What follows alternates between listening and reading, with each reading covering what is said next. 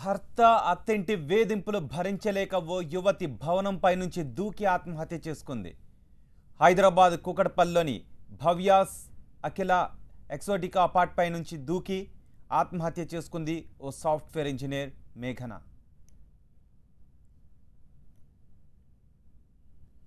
తొమ్మిది అంతస్తుల భవనంపై నుంచి దూకడంతో అక్కడికక్కడే చనిపోయింది ఆమె. గత ఏడాది హైదరాబాద్కు చెందిన వినయ్ కుమార్తో మేఘనకు వివాహం జరిగింది. భార్యాభర్తలిద్దరూ మంచి కంపెనీలో సాఫ్ట్వేర్ ఇంజనీర్లుగా పనిచేస్తున్నారు. వివాహమైన 6 నెలల నుంచే అత్తమామలు భర్త వేధింపులు ఎక్కువయ్యాయి. రోజురోజుకు వేధింపులు తారాస్థాయికి చేరడంతో మైత్రీనగర్లోని తల్లిదండ్రుల వద్ద ఉంటోంది మేఘన. శుక్రవారం ఉదయం ఆఫీస్కు వెళ్లి సాయంత్రం ఇంటికి వచ్చిన విడాకుల నోటీసులు చూసి షాక్ అయింది మేఘన. దీంతో విడాకుల నోటీసులు తీసుకుని భర్త అత్తమామల ఇంటికి వెళ్లి నిలదీసింది. ఈ నేపథ్యంలోని వారి మధ్య మాట పెరిగి గొడవ జరిగింది. దీంతో మనస్తాపం చెందిన మేఘన అపార్ట్మెంట్ 9వ అంతస్తు నుంచి దూకి ఆత్మహత్యకు పాల్పడింది. తలకు బలంగా గాయం కావడంతో స్పాట్లోనే చనిపోయింది. ఈ ఘటనపై కేసు నమోదు చేసుకున్న పోలీసులు భర్త అత్తమామల వేధింపుల వల్లే ఆమె ఆత్మహత్య చేసుకున్నట్టుగా నిర్ధారించారు. కేసు నమోదు చేసుకుని దర్యాప్తు చేస్తున్నారు.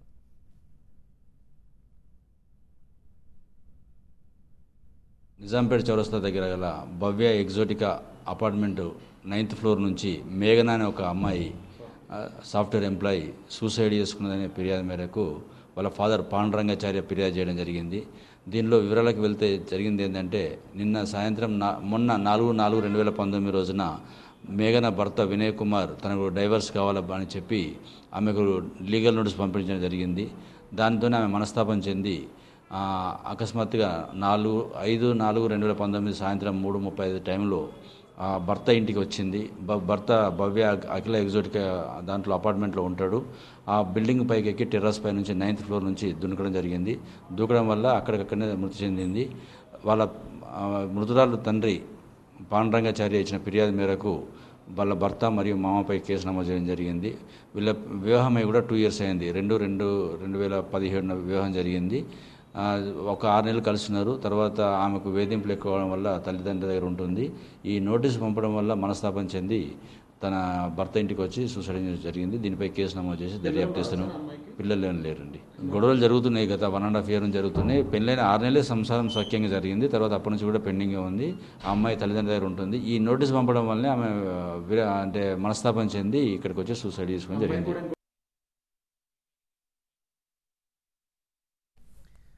తమ బిడ్డ ఆత్మహత్యకు అత్తింటి వారి వేధింపులే కారణమని ఆరోపిస్తున్నారు మేఘన తల్లిదండ్రులు. కోర్టు ద్వారా నోటీసు వచ్చేసరికి మేఘన తీవ్ర మనస్తాపం చెందిందని, అందుకే ఆత్మహత్య చేసుకుందని ఆవేదన వ్యక్తం చేస్తున్నారు. తమ బిడ్డ ఆత్మహత్యకు సంబంధించి మేఘన పేరెంట్స్ ఏమంటున్నారో మరింత సమాచారం మా ప్రతినిధి సత్య అందిస్తారు. నిన్న కుకట్పల్లి భవ్య అపార్ట్మెంట్లో దారుణ ఘటన చోటు చేసుకుంది. మహిళా సాఫ్ట్వేర్ ఉద్యోగి ఆత్మహత్యకు పాల్పడిన ఘటన వెలుగు చూసింది. అయితే తన కూతురు మేఘన ఆత్మహత్యకు తన అల్లుడు కుటుంబమే కారణం అంటూ కూడా ప్రస్తుతం పోలీస్ స్టేషన్ ఆశ్రయించినటువంటి పరిస్థితి. తన కూతురు అంటే పెళ్ళై 2 సంవత్సరాలు అయింది. కాపురం సజావుగా సాగుతుంది అనుకున్నాము. 10 లక్షల కట్నం పైగా ఇచ్చాము. 10 లక్షల రూపాయల బంగారం కూడా చేతిలో పెట్టి అల్లారుముద్దుగా చూసుకుంటా అనుకుంటే 6 నెలలు తిరగకుండానే గొడవలు పెట్టుకుని తన కూతురిని చేతులారా చంపేశాడంటూ కూడా మేఘన కుటుంబ సభ్యులు ఆందోళన చెందుతున్నటువంటి పరిస్థితి. అంటే ఎప్పుడు పెళ్ళయింది అంటే ముందు నుంచి గొడవలు ఉన్నాయా మీకు? మీకు ముందు సెటిల్మెంట్ ఏమైనా చేసుకుని అలా జరిగిందా? ఎలా చూసుకునేవాడు? అంటే ముందు మామూలుగా ఫిబ్రవరి 2వ తారీఖు మ్యారేజ్ అయిందండి. ఫిబ్రవరి 2, 2017 మ్యారేజ్ అయింది. ఆ తర్వాత ఒక 3-4 months మాత్రమే బాగున్నారు. అక్కడి నుంచి వాళ్ళు విడాకులు కావాలని హెరాస్ చేసేవారు. సో ఈ హెరాస్మెంట్స్ భరించలేక చాలా బాధపడుతుంటే అప్పుడు నా దగ్గరికి తీసుకొచ్చి, నేను ఇంచుమించు 1.5 సంవత్సరం నుంచి నా దగ్గరే ఉంటుంది పాప. ఎందుకు విడాకులండి? అదే పెళ్ళయింది, సాఫ్ట్వేర్ ఉద్యోగం చేసుకుంటుంది, మీ అల్లుడు కూడా సాఫ్ట్వేర్ ఉద్యోగం చేసుకుంటున్నాడు. ఎందుకు విడాకులు అంటే ఏమన్నా కారణం చెప్తున్నారా వాళ్ళు?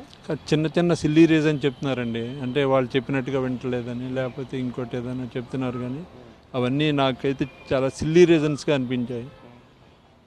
ఏం జరిగిందంటే 4వ తారీఖుని డైవర్స్ సంబంధించిన నోటీసులు పంపించాడా, అప్పుడే ఇక్కడికి రావడం జరిగిందా మీ అమ్మాయి? డైవర్స్కి సంబంధించినటువంటి అప్పటి వరకు ఏంటంటే నేను పెద్దల ద్వారా వాళ్ళ ద్వారా ఏదో మామూలుగా కుల పెద్దల ద్వారా సెటిల్ చేద్దామని అనుకున్నాను. అనుకుంటే ఈ లోపల మా అన్నగారు కూడా ట్రై చేశారు. ఆ తర్వాత వాళ్ళు డైరెక్ట్గా ఇంకా కోర్టు నోటీస్ పంపించేటప్పటికి పాప షాక్ అయింది. అప్పటి వరకు ఏదో రకంగా నన్ను తీసుకెళ్తారు, నన్ను విడాకులు కాకుండా నన్ను డైరెక్ట్ తీసుకెళ్తారని అనుకుంది. సో అలాంటిది ఇంకా ఎప్పుడైతే కోర్టు నోటీస్ పంపించారో అప్పుడు బాగా డిప్రెస్ అయింది, అది కొంచెం బాగా ఫీల్ అయింది. సో ఆ తర్వాత నేను జాగ్రత్తగా నిన్న మాత్రం ఆఫీస్ మానిపించేశాను మొన్న. సో నిన్న నేను వెళ్తాను డాడీ, మళ్ళీ ఆఫీస్కి వెళ్ళకపోతే ప్రాబ్లం వస్తుందని చెప్పేసి బయలుదేరింది. ఆ తర్వాత మళ్ళీ ఇంకా ఈ జరిగిన సంఘటన. అంటే ముందు 9వ ఫ్లోర్కి వెళ్ళే ముందు అత్తమామతో మాట్లాడిందా, అలా హస్బెండ్తో కూడా మాట్లాడిందా? అంటే అత్తమామ దగ్గరికి వాళ్ళు 5వ ఫ్లోర్లో ఉంటారండి, 502లో. 502కి వాళ్ళు అలౌ చేయలేదట సెక్యూరిటీ గార్డు. వాళ్ళు ముందే ఇన్స్ట్రక్షన్స్ ఇచ్చారు, ఎట్టి పరిస్థితుల్లోనూ మా కోడల్ని అక్కడికి ఎంటర్ చేయొద్దని. అందువల్ల 602లో మా రిలేటివ్స్ ఉన్నారు, ఇంకో రిలేషన్. వాళ్ళకి ఫోన్ చేసిందండి. వాళ్ళకి ఫోన్ చేస్తే వాళ్ళు రామ్మా అదేంటి భలేదానివే రా అని చెప్పారు.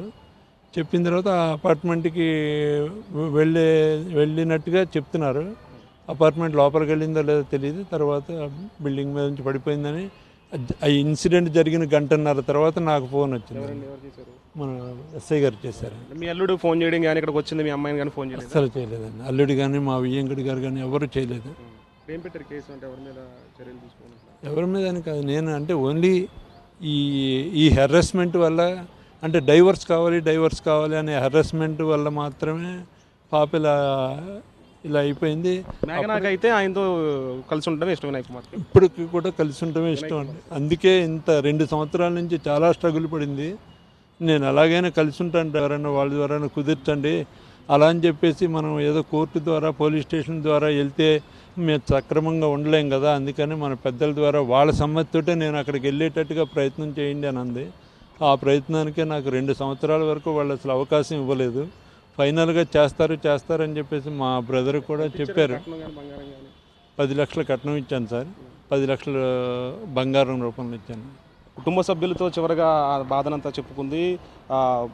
తీసుకువెళ్తారు అంటే అత్త మామతో పాటు తన హస్బెండ్ కూడా ఇంటికి తీసుకువెళ్తాడని చెప్పేసి వీళ్ళందరూ కూడా చెప్పడం జరిగింది. అయితే చివరిగా వాళ్ళ అల్లుడితో మాట్లాడుతూ వచ్చారు, వాళ్ళ మామగారితో మాట్లాడుతూ వచ్చారు, వాళ్ళ పెదనంతో పాటు మేఘన తండ్రి కూడా వాళ్ళతో మాట్లాడడం జరిగింది. అయితే వాళ్ళు సహకరించకపోగా ఎటువంటి స్పందన లేకపోవడంతో చివరికి 4వ తేదీన వీళ్ళు లాయర్తో నోటీస్ పంపించడము, లీగల్గా సంబంధించినటువంటి ఎవరైతే డైవర్స్కి సంబంధించిన నోటీస్ పంపించడంతో మేఘన పరిస్థితి అంటే కొంచెం ఆలోచన మొత్తం మారిపోవడంతో అక్కడికి ఒకసారి వెళ్ళి వస్తానంటుంది. అయితే వాళ్ళు ఉండే 502 పైన ఏదైతే అపార్ట్మెంట్ ఉందో ఆ పైకి వీళ్ళు రానివ్వకుండా ఉండడంతో వెంటనే పైన ఇంకొక ఫ్లోర్లో ఉన్నటువంటి రిలేటివ్ ఇంటికి వెళ్ళింది. అక్కడి నుంచి 9వ ఫ్లోర్కి వెళ్ళి ఇలా ఆత్మహత్య చేసుకున్నట్లుగా కూడా వీళ్ళు చెప్తున్నారు. రమేష్తో సత్య TV9 KPHPS నుంచి.